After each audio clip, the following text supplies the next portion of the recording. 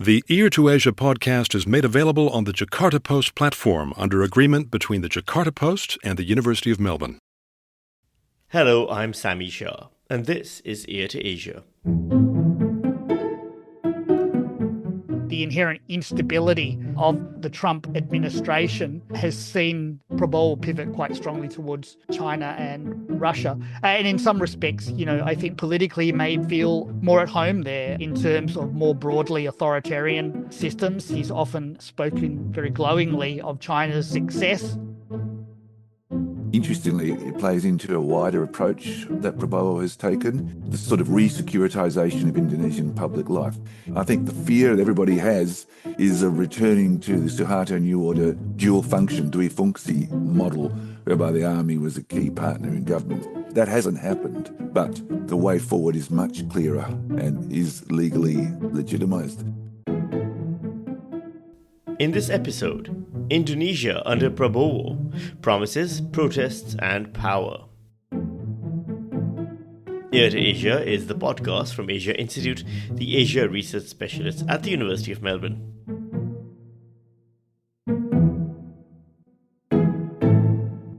A year into his presidency, and Prabowo Subianto stands at a pivotal moment in Indonesia's political journey. Elected on a promise of both continuity and change, he pledged bold growth targets and ambitious social programs, all while signaling a steady hand after the Jokowi years. But how much of that vision has translated into reality? Budget cuts have reshaped ministries, protests and unrest have shaken the streets, a long-serving finance minister has been dismissed, and questions linger about whether Prabowo is reinforcing Indonesia's democratic institutions or quietly reviving old habits of military and elite dominance. At the same time, Indonesia's foreign policy is evolving. Membership in BRICS places Jakarta more firmly on the global stage, while trade tensions with Washington and a shifting balance in Asia test its long-standing strategy of multi-alignment. And as the world's fourth most populous country weighs its place in a post-US dominated order, Prabowo's choices will shape not only his legacy, but Indonesia's role in global governance. So, what does the first year of this new presidency reveal about Indonesia's political direction? How resilient is its democracy under Prabowo's leadership? And what kind of regional and global power is Indonesia positioning itself to become? For comment, we're joined by regular Ear to Asia guests, Professor Tim Lindsay, the Malcolm Smith Professor of Asian Law and Director of the Centre for Indonesian Law, Islam and Society at the Melbourne Law School, and Dr. Ian Wilson, a political sociologist of Indonesia and a senior lecturer at the School of Humanities, Arts and Social Sciences at Murdoch University. Welcome back, Tim and Ian. Thanks, Sammy. Thanks, Sammy. Happy to be back. Let's give it a bit of a broad brush first. About a year has gone by since Prabowo Subianto assumed the presidency. Is he already making his mark on Indonesia? Ian, let's start with you. Well, the short answer would be yes, though perhaps not in the way he may have hoped. It's been a tumultuous first year. We've had significant protests. There's been the most recent ones, but there were ones earlier in the year as well. His promise to deliver, a highly ambitious 8% growth has been faltering somewhat. And the protests in many respects were underpinned by a young population who just aren't finding decent paid jobs against a high cost of living. At the same time, he's been trying to consolidate his massive coalition of everybody, which has meant divvying out positions. He increased the size of government significantly, in part to capture, this broad coalition. And many have argued that this has made it, from the start, quite unwieldy and quite ineffective in terms of delivering on some of the big signature policies that he campaigned on. In particular, his nutritious meals program, which is meant to deliver daily nutritious meals to school-aged children throughout the country. That's been fraught with a whole range of difficulties. Most recently, large numbers of poisonings. There was up to 7,000 children who've had food poisoning as a result of food. So he's had a lot of challenges on the domestic front and been very keen to consolidate some public legitimacy. But a lot of these issues, I think, have made that quite difficult for him to date. Tim, what shift, if any, are we seeing away from the previous Jokowi era of policy and politics? Yes, look, it was really important at the start of Prabowo's election campaign to secure Jokowi's huge block of voters, Jokowi, the previous president. That's less important to him now, having won the election by parachuting in Jokowi's son, Gibran Rakabuming, as his vice presidential candidate.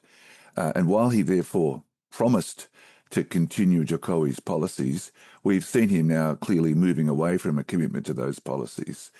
Jokowi was focused on huge infrastructure projects, including, of course, the national capital, a focus on an appearance, at least, of investor-friendly policies, pretty cautious economic policy, and limited but strategic subsidies and services for the poor. And what we're seeing now under Prabowo is, of course, a move away from the national capital, which is increasingly looking abandoned in the forests of Borneo. We could say a bit more about that later, if you like. Instead, expensive populist policies, the free meals program that Ian's just mentioned, food estates being set up with military involvement to try and provide food supplies and so forth, but also, controversially, a massive new sovereign wealth fund called Danantara, which is actually a consolidation of state-owned enterprises, pretty much directly under the president's authority, with figures from the inner circle in prominent leadership positions. In fact, what this does is take huge slabs out of the state budget, put it off record, if you like, and directly under the president's control. This has obvious potential to create a major slush fund or opportunities for elite corruption and patronage, or at the very least to significantly reduce transparency and accountability of state expenditure. And I think what's happened with the Minister of Finance, Sri Mulyani, the former Minister of Finance, is a good example of this drift away from Jokowi's platforms. She of course, was a long-serving, pretty much rusted-on finance minister. Her record's actually pretty amazing. She was finance minister under President Susilo Bambang Yudhoyono from 2005 to 2010, and a managing director of the World Bank, and then back again as finance minister for the whole of Jokowi's 10 years, and then still there with Prabowo from last year until the 8th of September. She was the first finance minister to serve under three presidents. And this made her a really important sign of continuity because she was internationally respected as a prudent, cautious technocrat. Stock market loved her. But she had openly criticised Prabowo's populist policies while Jokowi was still in office. And many believe Sri Mulyani was not keen to be part of Prabowo's populist agenda, as it would force her to front policies she didn't believe in. But she was obviously put under massive pressure to stay in the job, and she did. And this meant that her home was targeted in the recent riots because she'd become the face of policies that many think she didn't agree with, but which she was obliged to front. And those policies, as Ian said, have been creating huge hardship for many because funding these projects such as the free meals and Danantara, the wealth fund, and so on, have resulted in huge cuts to education, health, and other services that are biting very hard at the declining middle class and the growing poor. So she became a target, aggravated by her self-evidently correct statements that higher tax revenue levels were required. Indonesia is one of the lowest levels of tax compliance in Asia, just around 10%. So her house was sacked in the riots, and it looks as if Prabowo took the opportunity to scapegoat her and sack her, replacing her with another minister, Purbaya. So I think that stands as a symbol of how Prabowo's populist agenda is taking over policymaking in the government and detaching it from the platforms and approach of Jokowi that he was meant to be continuing. So she's a perfect example then of the next question that I was going to ask, which is what's remained the same? Prabowo's campaign's platform was one of continuity as well. What has remained continuous? Well, I think one of the key aspects of Jokowi's management of power was the creation, again, as Ian said, of a huge coalition that allowed Jokowi, the previous president, to dominate the legislature. Now, what Prabowo has done is taken that to the next level. So he has an almost completely dominant coalition, a super coalition now, of which means there's almost no opposition in the legislature any longer. Theoretically, one of the largest parties, Megawati's PDIP, is not in the coalition, but it has publicly stated that it will support the government's policies, so it's hardly an opposition either. I think we can say that Megawati's PDIP, whilst not in the coalition, is in de facto member of it. And so that means there is no real opposition and indeed no real discussion about policy in the legislature. With that over 100-member cabinet, about half of the ministers and half of them vice ministers, the real issues are just intra-elite squabbles about who gets access to which particular set of resources rather than debates about policy. So that's continued, but up to the next level. Ian, what challenges does Prabowo face then in putting forward his agenda other than the reaction from the public? Yeah, well, I mean, the big populist policies, and again, the nutritious meals program is probably the best example to use, requires a degree of logistics that requires a high level of competency at all different levels of government to deliver program effectively, and that's going to be a challenge when he has an approach towards governing which is about keeping everyone inside the tent. And it's probably worth maybe briefly just revisiting sort of Prabowo's political vision in the context of discussions of continuity with Jokowi, is that Prabowo has a very conservative, within the context of Indonesian political thought, view of Indonesia's democracy. He's openly hostile to the idea of liberal democracy, of oppositional forms of democracy, and really has what many have referred to as an integralist view, that everything, that the state is an organic whole, and the interests of different states and groups are inseparable.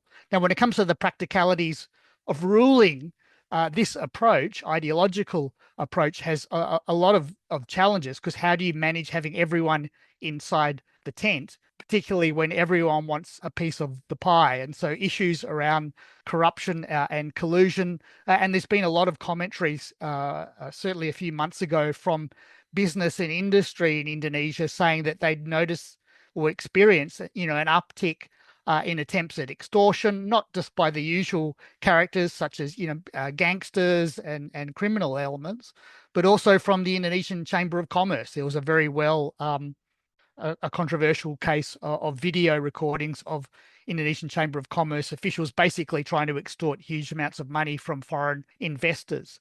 To return to your question, the problem that he has is of managing this huge unruly tent in which he wants to include everyone, because he doesn't want opposition. And there's two ways you can approach that. One is you co-opt everyone, and that's his preferred model. And the second is that when those are going to be recalcitrant outside, they may be criminalized or dealt with in other kinds of ways. But when it comes to the functionality and the practicalities of ruling and governing and delivering on promises, I think this approach to governments, you're seeing this clash between this ideological view that he has, and it was very one that kind of crystallized during the New Order. He brings in, as some have mentioned, a 1990s view of how to govern Indonesia, but of course it's 2025 now. And I think that's creating a lot of significant challenges, and is likely to do so going forward as well. Yeah, and just on that, it's his political party, Gerindra, still has on its website as its number one objective being to return to the original 1945 Constitution, which is the version of the Constitution before the democratizing amendments were introduced between 1999 and 2002. And Prabowo has spoken openly about that being desirable. So his party platform and his own position is they need to return to the pre-democratic system. Now, whether he'll be able to do that or not is another question altogether, but it's still there as an objective. Tim's previously mentioned the budget cuts to government ministries that the new administration has implemented, shifting funds to populist programs. What has been the impact so far then on the government itself and governance, Tim? Yeah, look, one of Prabowo's key election promises was 8% GDP growth. Indonesia's been bumping along between 5 and 6% despite its own best efforts. In fact, it's stuck there. And most economists said from the start there's almost no chance of 8% being achieved. And actually, if anything, it's now likely the growth may slide from where it was under Jokowi, far from reaching 8%. This is because the huge cost of the school meals program has led to 8.5% cuts to the budget. Massive cuts presented as efficiency, but now looking very much like austerity measures. Another 300 trillion of spending allocations in Jokowi's era have been cut to finance the nutritious meals program and the new sovereign wealth fund. And this is having a massive impact on the budgets, leading to those cuts we described that is making things very difficult for the poor and the shrinking middle class. So this slashing of government services and social welfare programs and a collapse in spending is causing the economy to slowly grind down, and with the growth falling about 0.8% in a recent quarter. So this is creating a really big problem because public services are going to have to be cut further to keep funding Prabowo's signature projects, or something's going to give. This is a huge problem, I think, for the government now. The global press has been awash with stories of nationwide protests and riots in Indonesia, particularly after what took place in Nepal recently. Can you run us down with what have been the consequences of these riots? We know what's behind them at this point, but what's been the outcome of any of them? Tim? Look, I don't think there's any doubt that the protests that took place are the result of a genuine outburst of long simmering grievances against the political elite. There were originally protests against the extraordinary decision of legislators to grant themselves enormous housing allowances of around about $4,700, which is extraordinary when the minimum wage in Jakarta is just $500 a month. And then when a 21-year-old gig economy motorbike taxi driver called Afan Kurniawan, who wasn't involved in the protests but was just near them, was run over and killed by a police vehicle, the protests against the greed of the legislators exploded into major protests, which were driven and guided by a whole range of what you call grassroots organisations, such as motorcycle taxi driver organisations and other groups like that, and then brought in technical college students and other student groups. And the reason why this was so explosive is that symbolism is so stark. A precarious gig economy worker struggling to support his family on tiny wages, crushed by an armoured vehicle driven over him by the police, who is seen, I think rightly, as corrupt and oppressive agents of the political elite. And that encapsulated these problems, which, as Ian said, have been growing and growing, protests under Jokowi, but under Prabowo as well. So that led to the explosion. And I think Ian can talk more about what the dynamics of that were, but I think the situation now is that Prabowo, having called protesters, well, accused protesters of committing treason and subversion and calling on the police to be determined, has started a crackdown. There have been thousands arrested and detained, and just a bit under 1,000 still in detention, including some leaders of NGO groups and activists, law reform activists and others. The question now, I think, is whether that crackdown continues and gets deeper or not. It remains to be seen. Ian, would you like to add anything? Yeah, sure. I think one of the interesting things about the most recent protests was that they began as, protests often do in Indonesia. They were led by university student organizations together with trade unions, but it was the actions of the police, the death of Afan Kurniawan, but more generally their repressive response that really was the match that set alight a tinderbox of kind of resentments and angers that are felt through, I think, vast swathes of Indonesian society, and particularly young people. Just, going back to the earlier question about continuity and change, the one thing of high continuity from the Jokowi administration into the Prabowo administration is the kind of jobs that have been created. It's 4 out of 5 jobs over 5 or 6 years now that have been generated, all in the informal sector and also the gig economy. So you have a whole generation of younger people who basically, often with college degrees, with university degrees, who can't find stable employment, and the resentments that are simmering there are immense. So you saw this explosion of anger around the country coming from gig workers, online taxi drivers, people who occupy city streets, etc., young people who may be unemployed. There were large numbers of high school students as well, and we see this in the recriminations that have come since. That it's sort of I guess, a set piece in Indonesia when there are large demonstrations and some, rioting, as there was. Though I think it's important to note that the property destruction was very targeted. It targeted government buildings and it targeted police stations. We didn't see the kind of looting that you've seen, say, in 1998. And people have tried to make some comparisons there. But the government has been very keen to make it clear that there were, there were architects of this, that they don't want a narrative that this represented an explosion of a simmering resentment amongst large swathes of the population, particularly young people. And so the arrests really identify a narrative that they want to construct, that there were particular agents who provoked people towards property destruction. And many of the arrests, for example, have claimed that these people incited young people towards violence. So I think you see the government trying to construct a narrative around what happened.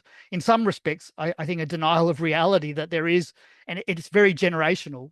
Young people feeling really aggrieved, feeling that things aren't getting better. And of course, the triggers, we're seeing the ostentatious displays of wealth. One of the reactions to the riots was to say we have to have no more flexing being a term that's used for people in power, parliamentarians, etc., flaunting or displaying their wealth on social media.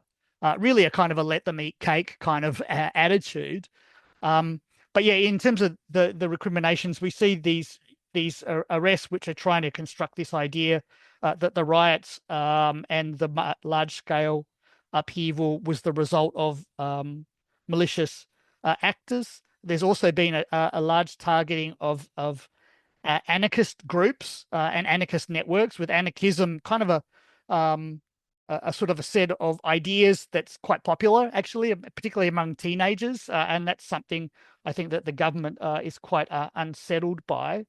But you've also seen the instigation of new orderish type responses. We've seen the military call for the establishment of Pamswarkasa, which are civilian militias joining in patrols with the police and the military. You saw the Minister of Home Affairs issue a regulation requesting the reinstatement of Posis Kamling, which are community-based policing sort of outposts or command stations. So a sort of a re-instigating of new order type architectures of surveillance and control and response.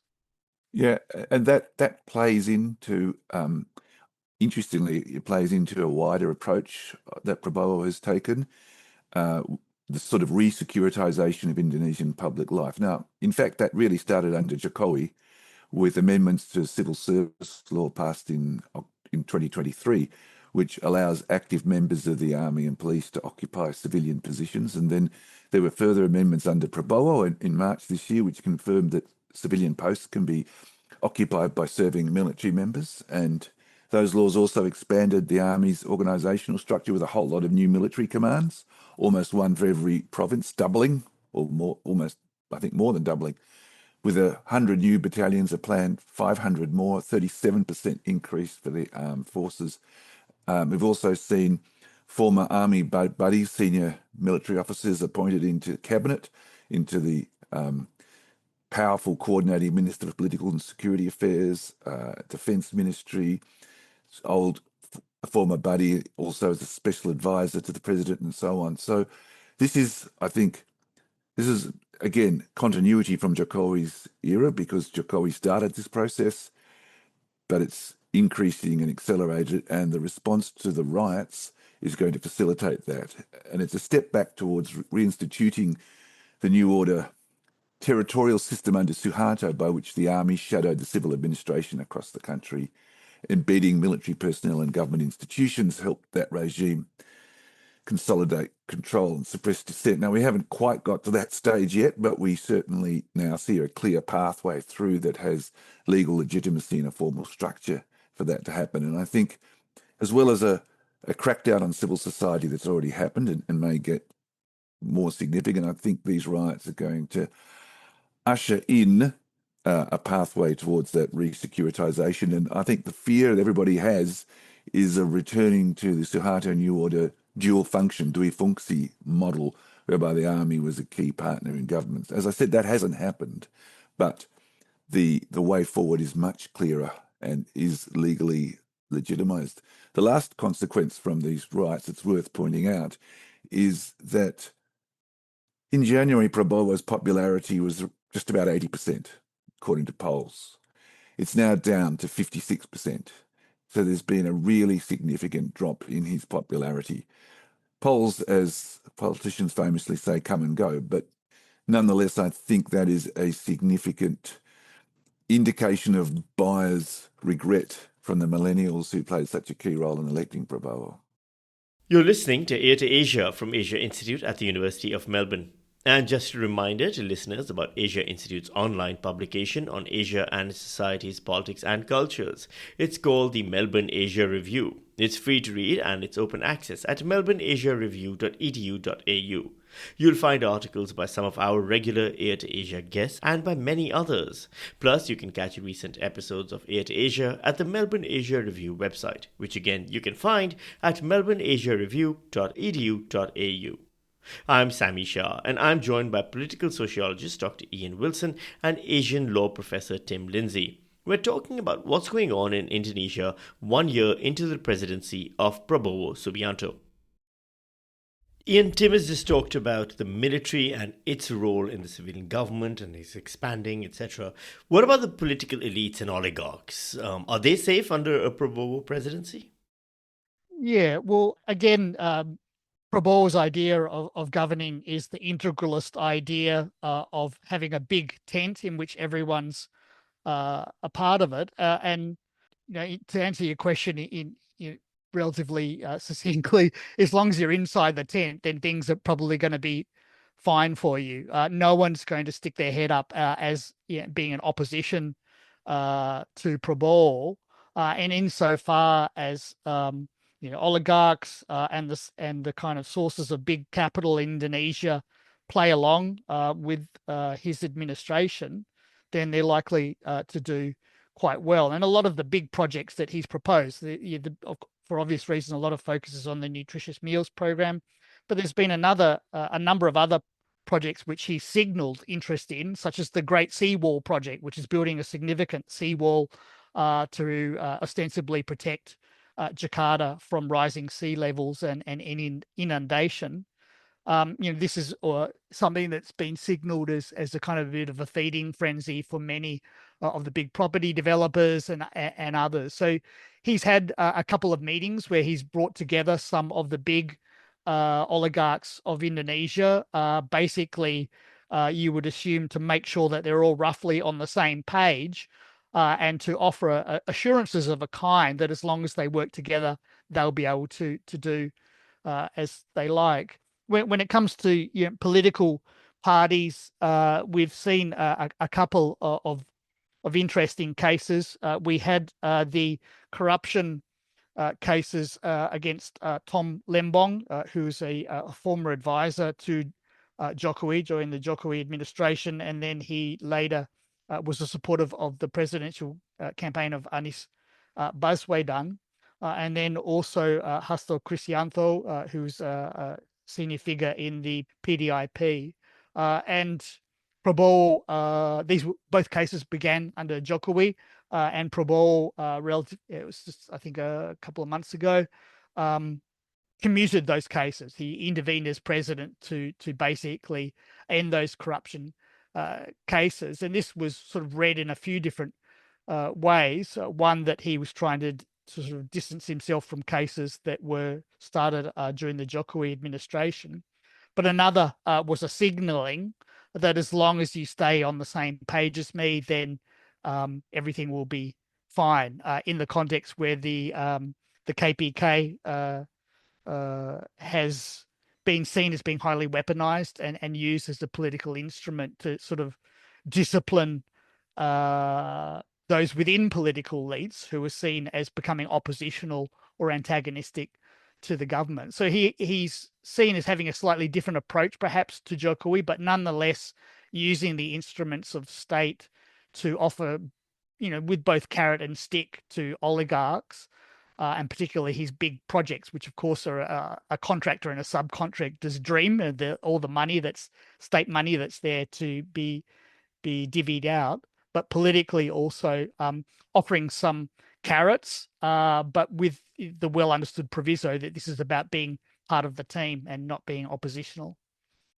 I just add a couple of points to that. I completely agree with that. And I think the law enforcement apparatus, prosecutors, police, and Anti-Corruption Commission, the KPK, were weaponized by Jokowi, are still weaponized under Prabowo, and are no longer independent and can be used by whoever the power holder is to pick off critics and enemies within the government, because basically everyone's vulnerable to corruption charges. It's not whether someone's corrupt, it's whether they're chosen as a target. And that is a powerful weapon for the president to wield.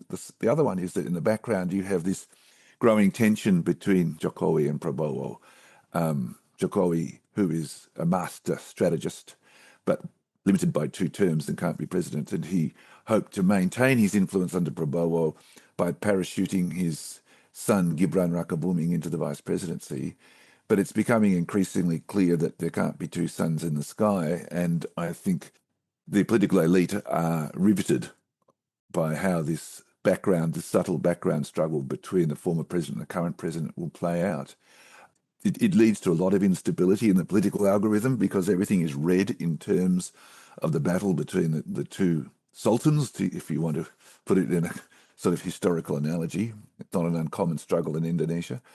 It's also very concerning, I think, for the elites, because you have to remember that Prabowo is 77 and he's not well. He's not a physically well person. And if he was to die for whatever reason, then Jokowi's son Gibran would constitutionally step into the presidency. He's a former catering company head. He's accused of being a Nepo baby, and by his critics, he's parachuted into his father's old job as mayor of the city of Solo and then into the VP job. He's not respected by the elite. It would be expected that he would be a puppet of his father. So that creates this huge tension, a huge structural flaw in the political arrangements now. Tim, you mentioned this earlier, so let's now get into it a little bit. Jokowi's big initiative was a relocation of the capital from Jakarta to Nusantara in Kalimantan. How has Prabowo handled the ongoing capital relocation project? It seems to be pretty absent from his recent speeches. Yes, indeed. I think Nusantara is proving to be the big mess that many observers predicted it would be when Jokowi decided it would be his major signature project. There's some big problems. It was meant to be funded through public-private partnerships, but investors are very wary. I think there's a widespread cynicism about whether it will ever come to fruit in the way Jokowi intended. So no major foreign investors or sovereign wealth funds have gone near it, not Chinese or Arab investors who've been courted. Jokowi did force some Indonesian oligarchs to put money in return for licenses and concessions within Indonesia as a quid pro quo deal, but nowhere near enough. Now, Prabowo has heavily cut the budget for Nusantara despite making public commitments to it continuing. He's cut the budget along with the other projects to fund the nutritious meals program. And it's really hard to see how those cuts can ever be made good again, given the slump in growth and the diversion of funds from the budget to Danantara and the meals. And really, the underlying problem about this is there's an obvious pointlessness about the whole Nusantara project. Jakarta is the business and political centre of Indonesia. Nusa Antara is not a solution to Jakarta's dysfunction. Greater Jakarta is about 30 million people. It's one of the most polluted cities in the world, and it is now the fastest sinking city in the world, with some parts going under at about 25 centimetres a year. Creating a Canberra in the forests of Borneo for politicians who don't want to be there by taking land from local indigenous and other communities, even if it was funded and it ever happened, even if 1 million or so people move there, which I doubt, none of that will do anything to resolve Jakarta's huge problems, the sinking, the pollution, the overpopulation, the infrastructure. And Nusa Antara will do nothing to improve life for the 28 or 29 million people who would remain there anyway. And I think this sort of pointlessness is the underlying flaw in the whole project. I think what we're seeing now is Prabowo, both by necessity, the budget necessity, and probably by his own personal views, moving away steadily from the Nusa Antara project. Ian, how is the new administration handling the US now under Donald Trump? And what's been the Trump effect, if you will, on Indonesia? Yeah, I think this has made a couple of things perhaps easier for Prabowo, in that he's pivoted despite Indonesia's sort of historical non-alignment approach to foreign policy, that it has pivoted quite strongly towards China and, to a lesser extent, Russia. And we've seen Indonesia join BRICS as a alternative bloc. Trump's tariff, initially Indonesia was hit with 32%, then negotiated to 19%. But I think, nonetheless, and this, of course, isn't exclusive to Indonesia, that the inherent instability of the Trump administration has seen Indonesia look to other partners who look far more reliable, and China in particular. And of course, there's been a heavy reliance on Chinese investment across the country, and often without the same kind of sets of obligations that the US might be seen to have been imposing. So I think, in short, the Trump administration, in terms of Prabowo, and in theory, they get along fine. But I think the instability there has seen Prabowo pivot quite strongly towards China and Russia. And in some respects, I think politically may feel more at home there in terms of more broadly authoritarian systems. He's often spoken very glowingly of China's success, and also very close to Russia and to President Putin. So I think that has seen, whilst non-alignment is still the official status quo in Indonesia, I do think that we've seen a pivot in that way. The way in which Indonesia handled the tariff negotiations with Trump says a bit about the way Prabowo's administration operates, because Indonesia jumped in quite early into those negotiations, and it made a lot of concessions to win what it thought were favourable terms. And so it actually announced the deal before the tariffs took effect on the 1st of August. They were revealed on the 1st of August. So Indonesia made a whole lot of concessions to the US as part of those negotiations, which had called it a huge win. But it ended up with the same rate as almost all the other states in the region, including ones that didn't negotiate and made no concessions at all. So now it finds itself with the same tariff as other states in the region, but with some really big concessions, abolishing tariffs for almost all US imports and lifting non-tariff barriers on goods and services, including cell phones, vehicles, critical minerals, and allowing data flow of Indonesian data into the US, which is very controversial and concerning, as well as, committing to all sorts of purchases, big budget purchases in agriculture, energy, and aircraft. So what that, I think, shows you is, I think that was a mishandled negotiation that has gone very badly in the end for Indonesia. And a lot of critics say that shows the sort of lack of experience in the administration and its tendency to rush at things and make some poor technocratic decisions. Now, with the departure of Sri Mulyani, again, the same sort of message is coming out that this is an inexperienced and unwieldy administration with this vast cabinet, but not making good technocratic decisions.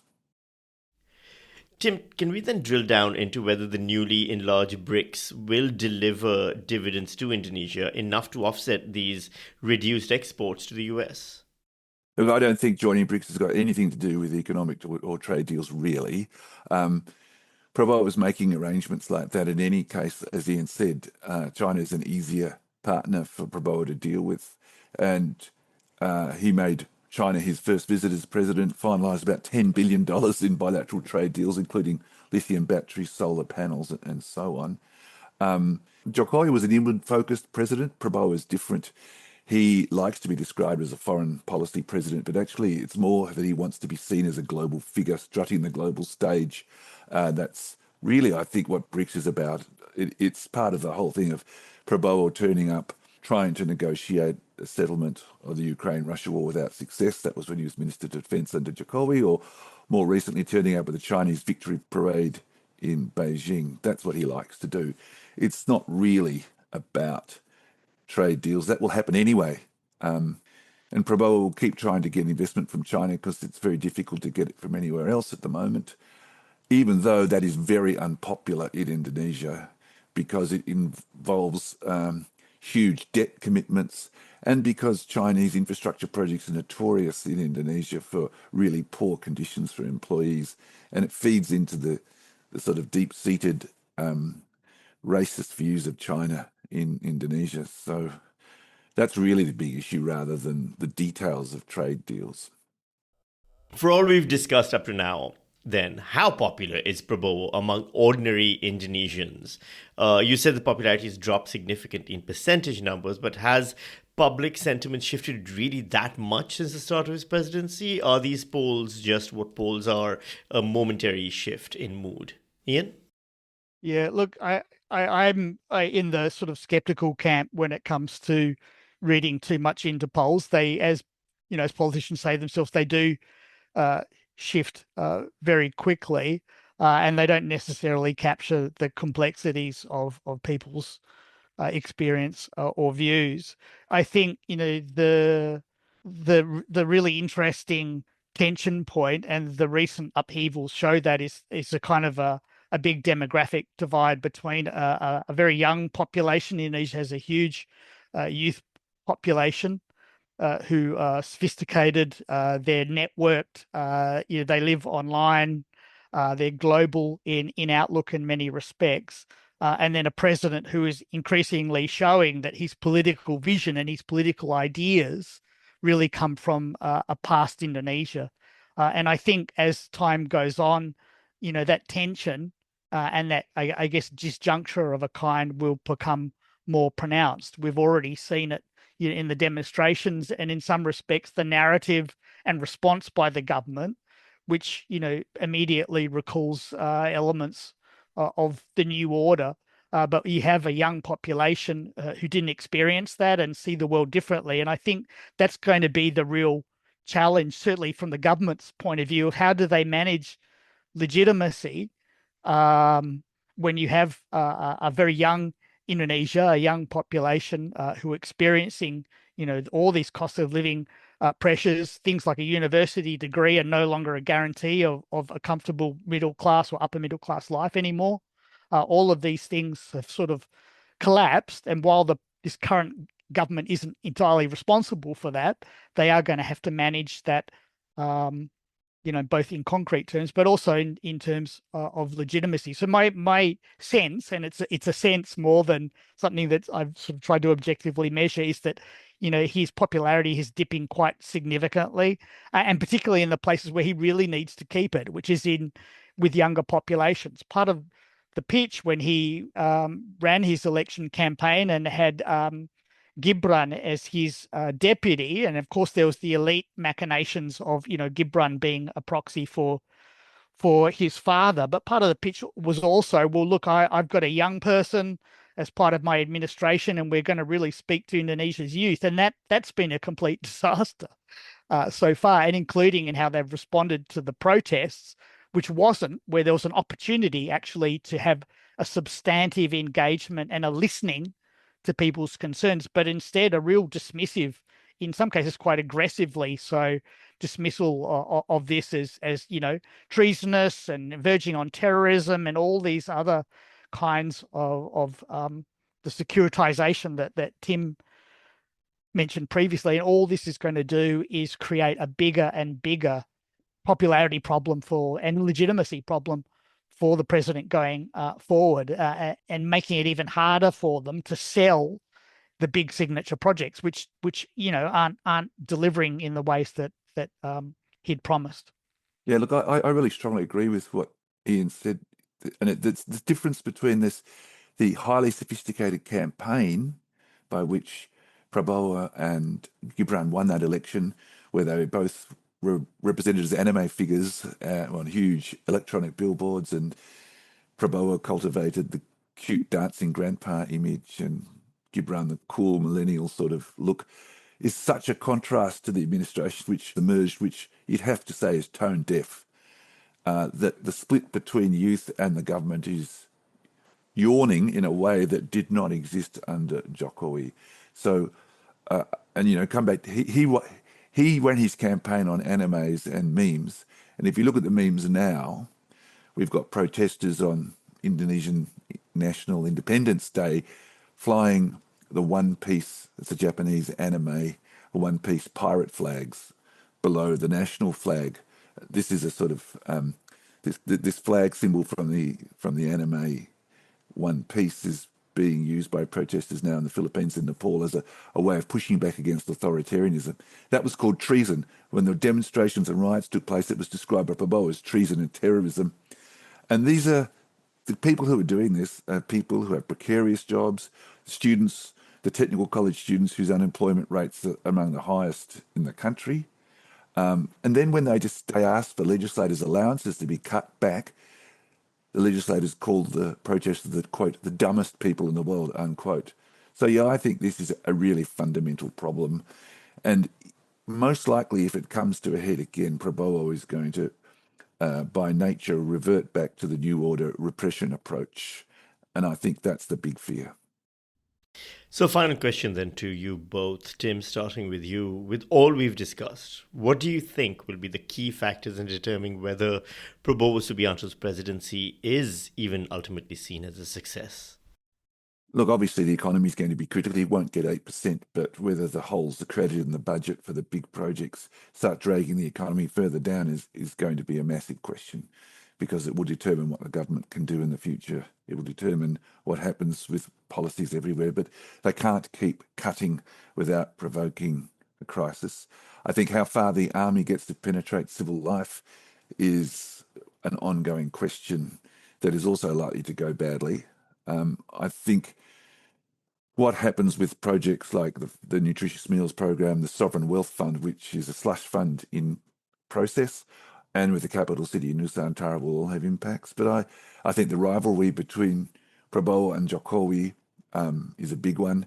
Prabowo is an old man in his dream job at last, and he's in a big hurry, and the hurry is so fast they're breaking things. And Jokowi is taking advantage of that. But I think the really big question is the fate of civil society, and I use that really broadly to mean not just NGOs, but civil society, non-government, public debate, discourse, the young groups, their online life, which is the key life of the public in Indonesia. How the civil society survives this is the really big question, because civil society produces the organisations, the NGOs, the CSOs and others that are really the policy powerhouse of Indonesia. They monitor, they critique, they develop ideas that government relies on. And if it's already chilled, and if that becomes inactive, then I think Indonesia has a really major problem. Ian, anything to add? I broadly agree with everything Tim said there, and would just maybe just further emphasize this tension point with civil society, which, as I mentioned before, I think there's a huge generational dimension to it, with a very young Indonesia versus a sort of a much older or aging president, and just conflicting worldviews and conflicting assumptions. And if Prabowo, increasingly defaults to, his crystallized political ideas and I guess his political reflexes, which are very much formed during the new order, that's just going to generate more and more enemy and resentments within this younger population. You're seeing it now with the responses to the riots, where, it was really a bit of a political litmus test. He had an opportunity to reach out and be much more reconciliatory and take on board, in some cases, some very quite well articulated